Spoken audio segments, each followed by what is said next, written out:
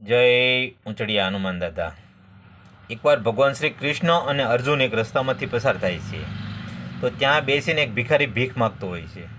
અર્જુનની નજર આ ભિખારી ઉપર જાય એટલે અર્જુન કહે છે કે તું ભાઈ ભીખ કેમ માગે છો? તો ભિખારી કહે શું કરું, મારા નાના છોકરા છે, બૈરી છે, એને પેટ પૂરતું જમવાનું નથી મળતું, એના માટે મારે ભીખ માગવી પડે છે. એટલે અર્જુનને એના ઉપર દયા આવી એટલે એણે કીધું કે આલે 10 સોનાના સિક્કા તું રાખ, તારે આખી જિંદગી રળવું નહીં પડે અને બેઠો બેઠો ખાજે.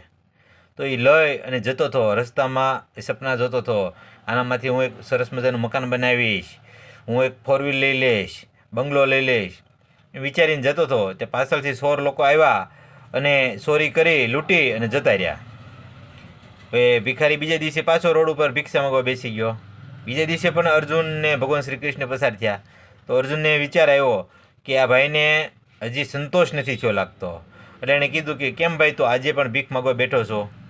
ત્યાં ભિખારીએ કીધું કે ભાઈ શું કરું, કાલે હું સિક્કા લઈને જતો હતો તો લૂંટારો મને લૂંટી ગયા અને હું પાછો રોડ ઉપર આવી ગયો.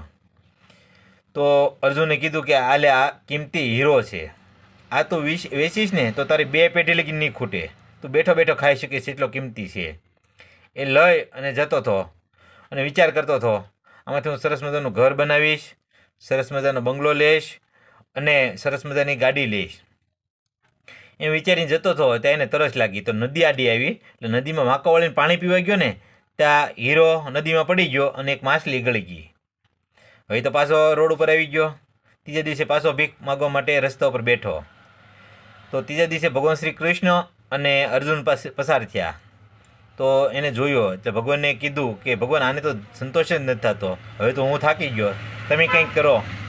તો ભગવાને કીધું કેમ ભાઈ પાછો કે બેસી ગયો? તેણે કીધું કે ભગવાન હું પાણી પીવા ગયો ને તો હીરો મારો પડી ગયો, માછલી ગળી ગઈ એટલે હું હાવ રોડ ઉપર આવી ગયો. ત્યાં ભગવાન એને 2 સિક્કા આપ્યા રૂપિયાના અને કીધું કે હાલે. હવે ઓલો થોડોક અસંકોચ તો થયો પણ લઈને જતો રહ્યો.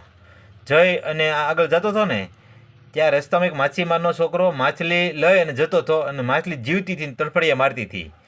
તો એને પૂછ્યું કે બેટા આ માછલીનું શું છે? તો કે 2 રૂપિયા. જલ્દી મને આપી દે કે આ જીવતી છે ને હું એને દરિયામાં મૂકી દઉં તો એનો જીવ બચી જાય. એટલે એને 2 રૂપિયા આપીને માછલી લઈને જલ્દી એ નદીમાં મૂકવા માટે જાય છે ને તો માછલીને મોઢામાંથી હીરો બહાર નીકળે છે. એટલે તરત એ બૂમ પાડવા માંડે છે, મિલ ગયા એમ. તો ત્યાંથી ઓલો સોર પસાર થયો ને તો એને ખ્યાલ આવી ગયો કે આ મને જોઈ ગયો લાગે છે અને બૂમ પાડે છે એટલે મને ઓળખી ગયો છે.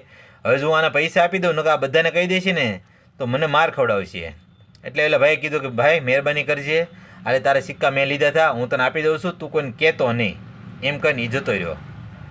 હવે એને હીરો અને સિક્કા બંને મળી ગયા. ત્યારે અર્જુને કીધું કે ભગવાન આવું કેમ, મેં આપ્યા ત્યારે એની પાસે ન ટક્યા, તમે 2 રૂપિયા આપ્યા તો 2 વસ્તુ પાછી આવી ગઈ. ત્યારે ભગવાને કીધું કે તે હીરો અને સોનાના સિક્કા આપ્યા ને ત્યારે એને પોતાના માટે વિચાર્યું, હું મકાન લઈશ, બંગલો લઈશ, ગાડી લઈશ. અને મેં જ્યારે સિક્કા આપ્યા ને ત્યારે એને બીજાને જીવ માટે વિચાર્યું, એણે બીજાના માટે વિચાર્યું ને એટલે મેં એના માટે વિચાર્યું, એટલે બધું સરળ થયું. હસતું.